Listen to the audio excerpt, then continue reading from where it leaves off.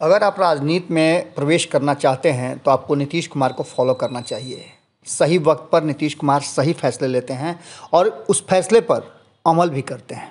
जैसा कि आप लगातार देख रहे हैं कि बिहार में किस तरह से राजनीतिक बातें हो रही हैं और ख़ास करके नीतीश कुमार की कुर्सी को लेकर के बहुत सारी बातें कही जा रही हैं। इन बातों के बीच में भारतीय जनता पार्टी और नीतीश कुमार के संबंधों को लेकर के भी चर्चाएं चल रही हैं। नीतीश कुमार सीएम की कुर्सी हस्तांतरित कर देंगे, इसकी चर्चा चल रही है। नीतीश कुमार से सीएम कुर्सी छीन जाएगी, इसकी भी चर्चा चल रही है। विपक्ष लगातार इन सारी बातों को रख करके और नीतीश कुमार भारतीय जनता पार्टी के संबंधों पर अपनी प्रतिक्रिया दे रहा है और बिहार की जनता भी लगातार असमंजस की स्थिति में है कि आखिर होगा क्या।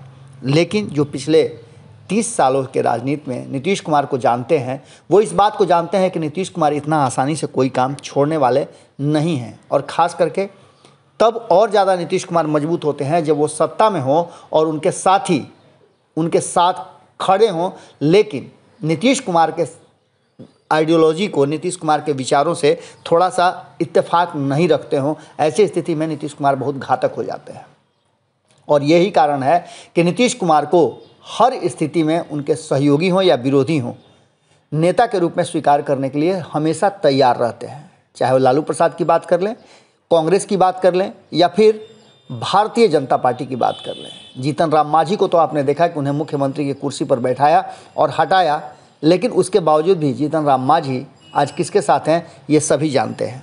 इन सब बातों के बीच में आपने देखा होगा कि पिछले कई महीनों से एक बात जो बहुत चर्चा में है वो है महंगाई को लेकर के।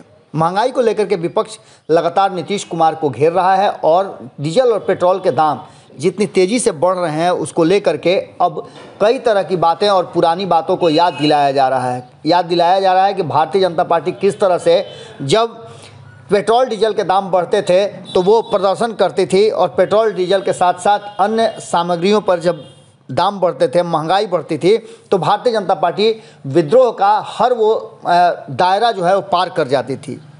अब इन सारी बातों को लेकर के विपक्ष लगातार नीतीश कुमार को घेर रहा था, लेकिन नीतीश कुमार ने इस मामले पर पूरी तरह से गेंद भारतीय जनता पार्टी के पाले में डाल दिया है, केंद्र सरकार के पाले में डाल दिया है। और ऐसी स्थिति में नीतीश कुमार ने अपने आप को पूरी तरह से बचाने का प्रयास किया है।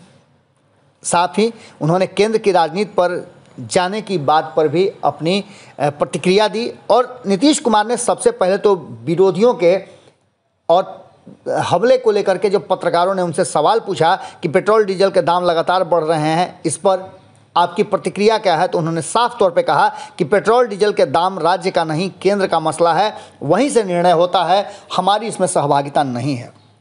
इसका सीधा सा मतलब है कि नीतीश कुमार ने खुद को बचाते हुए केंद्र सरकार और भारतीय जनता पार्टी को कटघरे में खड़ा कर दिया है। इन सारी बातों के बीच एक चर्चा जो लगातार चल रही है उस पर भी सवाल पूछा गया कि लगातार ये चर्चा चल रही है कि आप केंद्र की राजनीति में जाएंगे, तो इस पर नीतीश कुमार ने सीधी तौर पे प्रतिक्रिया देते हुए इस बात को ही खारिज कर दिया।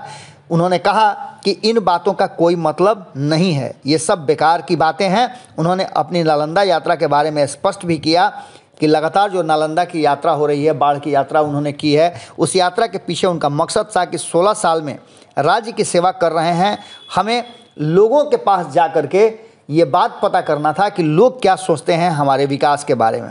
लोग जब उनसे मिलते हैं, संबंध पुराने जब खुल करके आते हैं तो साफ तरीके से ये बात होती है कि लोग अपनी बात खुल करके कहते हैं। अब नीतीश कुमार नालंदा से ही बिहार की पूरी स्थिति जान लेना चाहते हैं, ये अलग बात हो सकती है, लेकिन नीतीश कुमार का लगातार बाढ़, नालंदा और अपने पुराने संसदीय क्षेत्र में जाना बहुत कुछ इशारा करता है, जिसकी खबरें भारत लाइव में सबसे पहले आपको दिखाई थी।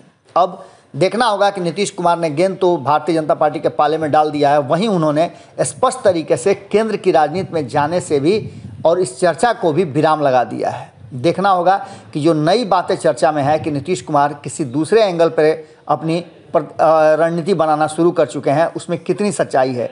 हमारी पूरी टीम लगी हुई है कि जो भी बातें हैं राजनीतिक गलियारे से उसे आप तक पहुंचाएं। बस आपको करना सिर्फ इतना है कि भारत लाइव को आपने सब्सक्राइब नहीं किया है तो ज़रूर कर लें और साथ में बेल आइकॉन दबा देंगे तो सभी खबरें आपको मुफ्त में प्राप्त होती रहेंगी। बहुत बहुत धन्यवाद, नमस्कार। अगर ये वीडियो पसंद आई और वह बिहार के राजनीति और बिहारियत से सरोकार रखेनी तो सब्सक्राइब बटन दबा के चैनल के सब्सक्राइब कर ली। ओजे एगो घंटी बा, ओकरा बटन दबा देला से कुल सटीक और मारक खबर रुआ मुफ्त में मिल जाई। अगर रुआ पत्रकारिता के हमनी के नया प्रयोग में सहयोग कर चाहतानी तो ज्वाइन बटन दबा दी। पेटीएम नंबर नोट कर ली 9386816700। धन्यवाद।